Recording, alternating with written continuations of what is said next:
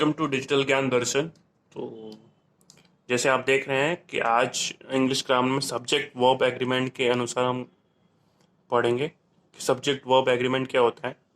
तो देखिए, subject verb agreement का मतलब होता है कि जो हमने सब्जेक्ट पढ़ा, मीन्स हमने जो पर्सन्स पढ़े थे, आपको याद ही होंगे पर्सन,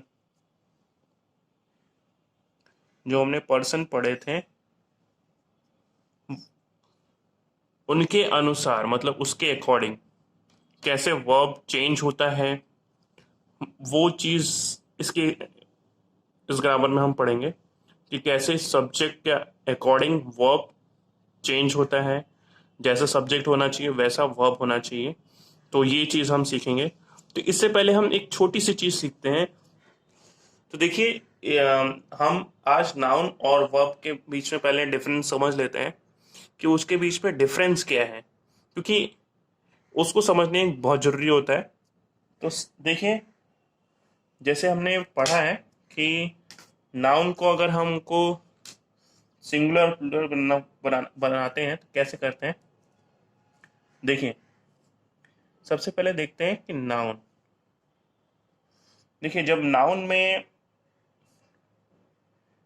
एस या ई एस लगता है तो वो प्लूरल बन जाता है। ठीक है। और जब वर्ब में लगता है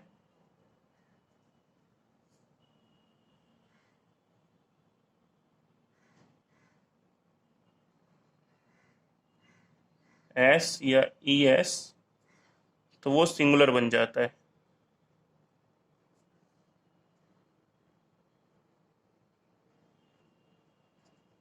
ये चीज आप ध्यान में रखिएगा। जब नाउन के संग एस और ई एस लगेगा तो वो प्लूरल बन जाएगा, और जब वर्ब के संग एस और ई एस लगेगा वो सिंगुलर बन जाएगा। और जो हमें वर्ब्स मिलते हैं, वर्ब का first form, second form, third form, वो सारे प्लूरल फॉर्म में होते हैं। हम एस और ई एस लगा के सिंगुलर बनाते हैं। और आपको याद ही होगा कि हम जब एस और ई एस लगाते हैं तो किसके संग ये वर्ब यूज होता है? थर्ड पर्सन सिंगुलर के संग, मतलब ही, शी, इट, नेम, इनके संग यूज होता है वर्ब का ये फॉर्म। ठीक है। अब चलिए हम सब्जेक्ट वर्ब एग्रीमेंट पे आ जाते हैं। तो देखिए, यहाँ पे जैसा सब्जेक्ट होगा, अगर सब्जेक्ट सिंगुलर होगा तो वर्ब भी सिंगुलर होगा। सब्जेक्ट जैसा भी वर्क करे उसके अकॉर्डिंग वर्ब भी एग्री करेगा और बनेगा। तो सबसे पहला जो हमारा रूल है, रूल नंबर 1, रूल के अकॉर्डिंग ही पढ़ते हैं तो ज़्यादा अच्छा रहेगा। तो जो हमारा रूल नंबर 1 है, रूल 1, तो रूल 1 क्या कहता है? When two subject are joined by and the verb is plural. कहने का मतलब है, जब दो सब्जेक्ट, मतलब दो सब्जेक्ट जब एंड से जुड़ेंगे, किसी एंड से जुड़ जाएंगे, तो उसके संग हम प्लूरल वर्ब लगाएंगे। एक बार और समझिए, अगर दो सब्जेक्ट को एंड से जोड़ें तो प्लूरल वर्ब का प्रयोग होगा या प्लूरल वर्ब यूज होगा। एग्जाम्पल के लिए देखते हैं।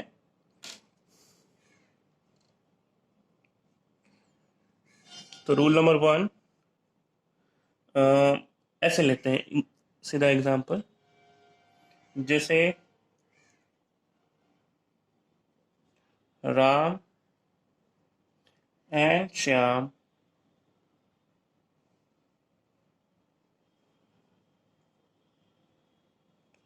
Are coming. देखिए, अब यहां पे क्या है?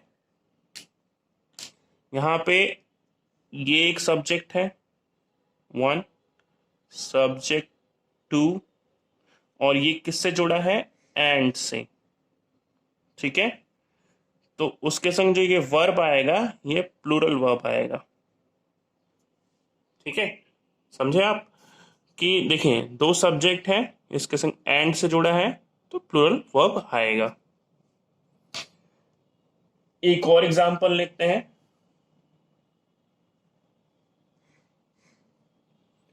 My friend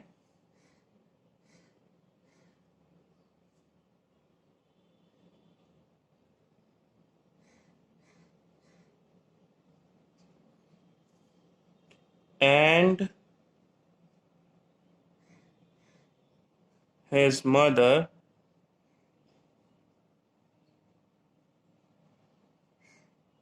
are in town। देखिए, मेरा दोस्त और उसकी मम्मी एंड से जुड़ा है यहाँ पे, ठीक है। तो ये दोनों दो सब्जेक्ट हो गए, सब्जेक्ट वन सब्जेक्ट टू। तो यहाँ पे वर्ब क्या होगा, प्लूरल होगा, ठीक है। ये पहला रूल है। चलिए अब दूसरा रूल देखते हैं, रूल नंबर टू। तो रूल नंबर टू क्या कहता है,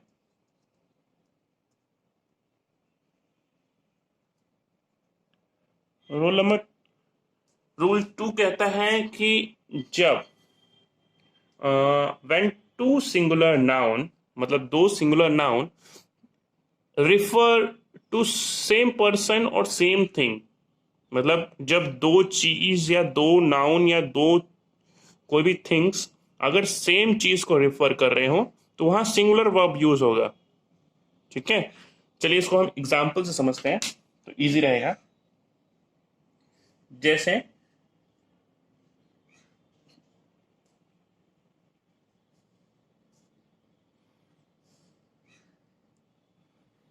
यहाँ पे एग्जाम्पल ले लेते हैं।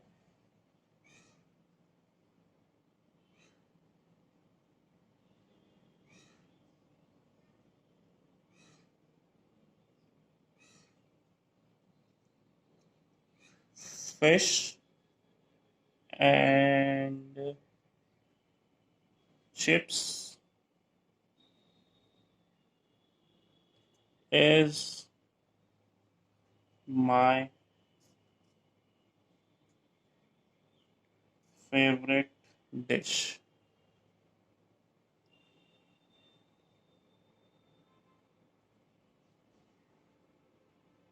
Favourite dish. देखिए, अब यहाँ पे आपको कंफ्यूजन होगा कि यहाँ पे दो चीज़ें, दो सब्जेक्ट है और उसके संग एंड जुड़ा है, तो यहाँ ये सिंगुलर वर्ब क्यों आया। देखिए, यहाँ पे एक ही पर्सन है जिसको दो चीज़ें पसंद है। यहाँ पे जो फेवरेट डिश है, मतलब खाने की जो डिश है, ये दोनों चीज़ें मतलब फिश और चिप सिर्फ डिश को रेफर कर रही हैं, उसकी जो फेवरेट है उसको चीज़ को रेफर कर रहे हैं, मतलब दोनों चीज़ें एक चीज़ को रेफर कर रहे हैं, ठीक है। मतलब एक थिंग को रेफर कर रहा है, मतलब उसकी जो फेवरेट है वो फिश और डिश। यहाँ पे दो चीजें अगर एक चीज को जब हम रेफर करेंगे या बताएंगे कि, तो हम वहां पे सिंगुलर वर्ब लेते हैं। एक और एग्जांपल लेते हैं।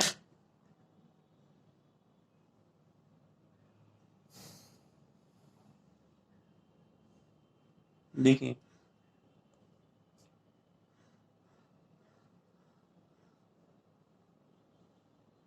स्लो एंड स्टडी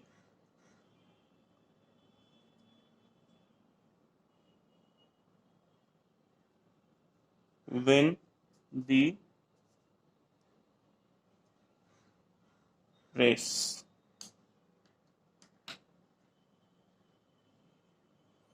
अब यहाँ पे वर्ब क्या है, देखिए यहाँ पे आपको वर्ब दिखना चाहिए कि ये है, और मैंने यहाँ पे कौन सा वर्ब लगाया है, ये प्लूरल वर्ब लगाया है। तो मतलब ये गलत है, क्योंकि अभी हमने पढ़ा कि दो जब सब्जेक्ट किसी एक चीज को, यहाँ पे इसको रिफर कर रहे हैं, ये भी इसको रिफर कर रहा है और ये भी इसी को रिफर कर रहा है, तो यहाँ पे जो ये वर्ब है विन, ये विन नहीं होना चाहिए, यहाँ पे विंस हो जाना चाहिए। क्योंकि हमने पढ़ा था जब यहाँ पे दो चीजें होंगी तो यहाँ पे वर्ब यही है ना, विन तो वर्ब है, तो ये वर्ब विन ना होके विंस होना चाहिए। तो इसका सही आंसर क्या होगा, slow and steady wins the race, मतलब धीरे स्लो स्टडी करके हम रेस जीत सकते हैं। तो लोग कहते भी हैं कि हमें पूरे साल पढ़ाई करनी चाहिए, अगर कल एग्जाम है और आज हम पढ़ने गए तो फिर हम कभी जो एग्जाम है उसको हम कभी अच्छे मार्क्स से हम क्लियर नहीं कर पाएंगे। तो ये सही बात है, ठीक है। नेक्स्ट रूल देखते हैं। तो ये चीजें समझ गए। और भी एग्जांपल ले सकते हैं, जैसे राइस एंड करी। राइस एंड कड़ी मतलब दाल और चावल मेरा फेवरेट है। तो यहाँ पे दाल और चावल दो जो चीजें हम बोल रहे हैं वो एक ही चीज पर निर्भर हो रही है, मतलब फेवरेट चीज है, वो डिश है मेरे लिए। मतलब दो चीजें एक ही थिंग को रेफर कर रहे हैं। ठीक है। तो जैसे हैमर एंड चिजल, ये सब चीजें क्या, हैमर आप जानते हैं, चिजल का मतलब होता है जो छेनी बोलते हैं, मतलब हथौड़ा और छेनी एक ही जगह पर इस्तेमाल होते हैं। ठीक है। जब ये दो चीज जब दो नाउन दो सब्जेक्ट या दो थिंग एक चीज को रेफर करते हैं तो वहां पर हम सिंगुलर वर्ब यूज करते हैं। चलिए नेक्स्ट रूल देखते हैं। तो रूल नंबर थर्ड जो है, रूल जो थर्ड है, देखिए इसमें क्या है। इसमें ये है कि जब दो सब्जेक्ट मतलब दो चीजें ज्वाइन होती हैं along with, together with, as well as, ऐसे कनेक्टिव वर्ड से, ठीक है, बिसाइड्स, बट, लाइक, अनलाइक, ठीक है, नथिंग बट, ये सब चीजें जब किसी सेंटेंस में यूज होता है तो इसमें जो वर्ब होता है वो फर्स्ट जो सब्जेक्ट आया होता है उसके अनुसार होता है। एग्जाम्पल लेके समझते हैं। पहले वो वर्ड लिख लेते हैं जो आएंगे सेंटेंस में। जैसे पहला जो वर्ड है एज वेल एज, दूसरा है विथ, तीसरा है along with,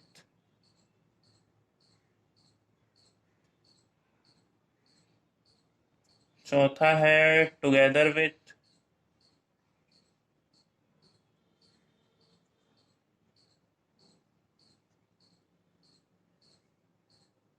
in addition to भी आपने सुना होगा।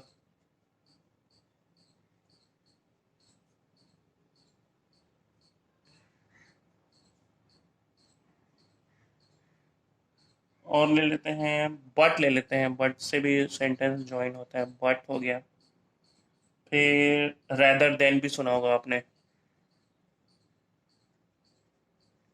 Rather than. और भी वर्ड ले लेते हैं जैसे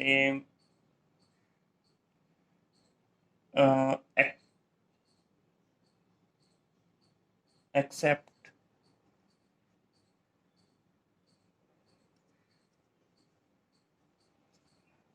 ईटीसी।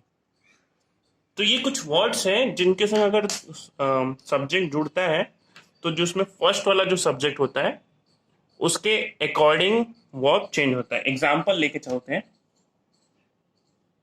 जैसे Ram as well as his parents is coming.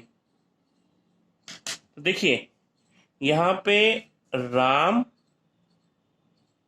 His parents, subject one, subject two, और यहाँ जो वर्ब यूज हुआ है वो सिंगुलर वर्ब यूज हुआ है। क्यों? देखिए मैंने बोला जब एज वेल एज के संग सेंटेंस के संग दो यहाँ पे सब्जेक्ट ज्वाइन हो गए, ठीक है, तो ये एज वेल एज के पहले जो सब्जेक्ट आएगा, सब्जेक्ट नंबर वन, उसके अकॉर्डिंग ही यहाँ पे वर्ब लगेगा। तो यहाँ राम क्या है, सिंगुलर, तो यहाँ पे वर्ब भी सिंगुलर यूज होगा। ठीक है। तो ये रूल है। तो नेक्स्ट एक और एग्जांपल ले लेते हैं।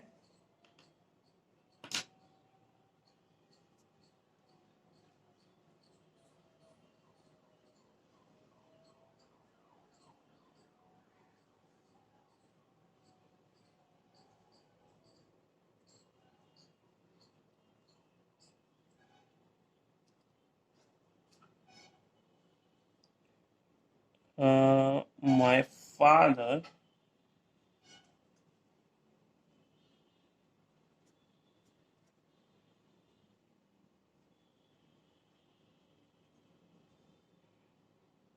unlike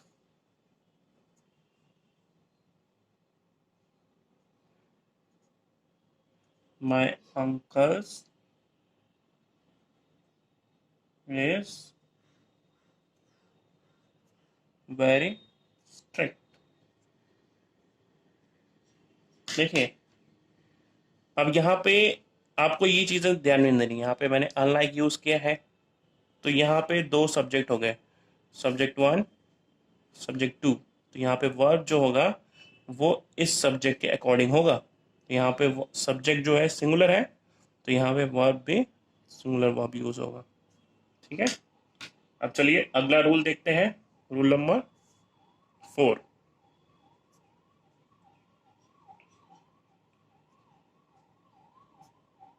रूल नंबर 4, तो रूल नंबर 4 क्या कहता है, यहाँ पे आर्टिकल्स की बात आ जाती है। ठीक है, तो अब हम आर्टिकल्स के बारे में देखते हैं। देखिए कोई भी आर्टिकल अगर लग जाता है, आर्टिकल का मतलब समझते हैं ना आप। देखिए आर्टिकल जो होते हैं वो दो टाइप के हो जाते हैं। एक है आपका पास द वाला और ए एन एन वाला आर्टिकल, ये दो आर्टिकल्स हैं। आने वाले वीडियोस में मैं ये बताऊंगा कैसे ये आर्टिकल्स यूज किए जाते हैं सेंटेंस में। तो अभी आप समझिए कि अगर ये आर्टिकल्स अगर लग जाते हैं किसी सेंटेंस के पहले या किसी सेंटेंस के बीच में, किसी सब्जेक्ट से पहले, तो वो उसका कैसे वर्ब यूज होगा, क्या अकॉर्डिंग होगा, वो हम चीज समझते हैं। जैसे एग्जाम्पल यहाँ पर लेते हैं, समझिए इसको। अगर आर्टिकल का प्रयोग सिर्फ फर्स्ट सब्जेक्ट के पहले हो, मतलब तो इसका अर्थ होगा कि एक ही व्यक्ति या वस्तु, सिंगुलर वर्ब ही यूज होगा। मतलब अगर आर्टिकल जैसे ए, यहाँ पे ए और एन का मतलब आप समझते हैं। देखिए यहाँ पे ए और एन का मतलब होता है वन। ठीक है, वन होता है, इसका मतलब सिंगल होता है। जब सिंगल थिंग यूज होगा तो उसके पहले हम ए और एन आर्टिकल लगाते हैं।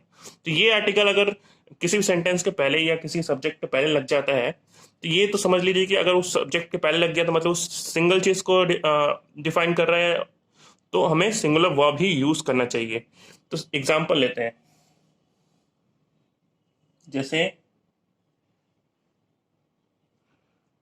इसको मैं दो तरीके से आपको एग्जाम्पल बताता हूँ।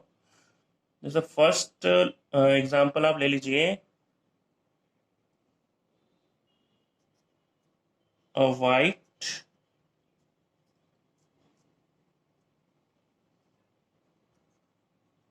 and black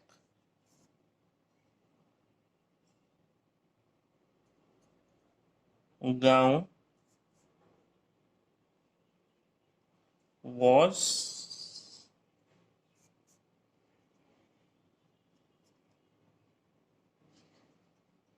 bought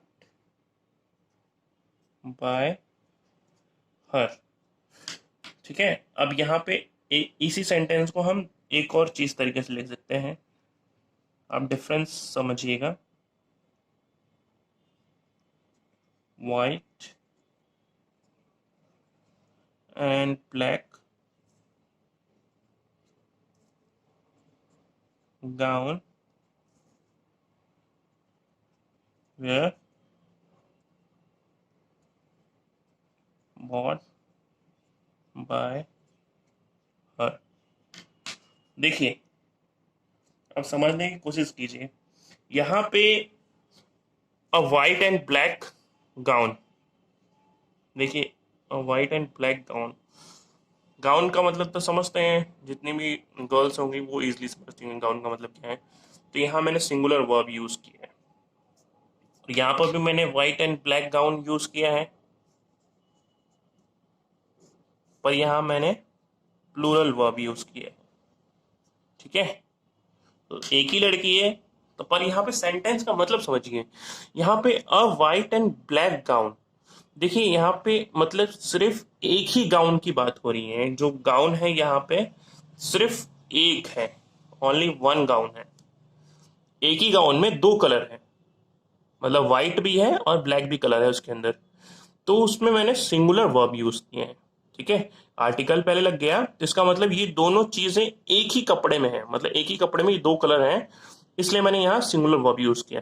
पर सेंटेंस में इस सेंटेंस को ध्यान में देखिए, इस सेंटेंस में यहाँ पे आर्टिकल नहीं लगा है। White and black gown were bought by her, तो यहाँ पे देखिए आर्टिकल नहीं लग गया है, तो इसका मतलब ये चीज ये समझ लीजिए कि उसने व्हाइट कलर का भी गाउन खरीदा है और ब्लैक कलर का भी गाउन खरीदा है, तो इसलिए यहाँ पे प्लूरल वर्ब यूज हुआ है।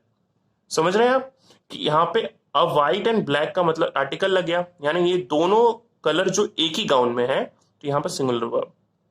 आर्टिकल लगने का मतलब ही चेंज होता है, और यहाँ पे आर्टिकल नहीं लगा, इसका मतलब क्या हो गया है कि उसने दो गाउन खरीदे हैं, व्हाइट भी गाउन खरीदा है, ब्लैक भी गाउन खरीदा है, और तो हमने यहाँ पे प्लूरल वर्ब लगाया है।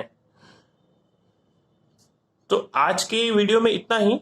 अपकमिंग वीडियोस में इसी टॉपिक को हम कंटिन्यू रखेंगे और भी रूल समझेंगे। रूल्स इसमें और बहुत सारे हैं, तो डेली डेली 4 या 5 सीखेंगे ताकि इजी रहे हमें समझने में। Thank you.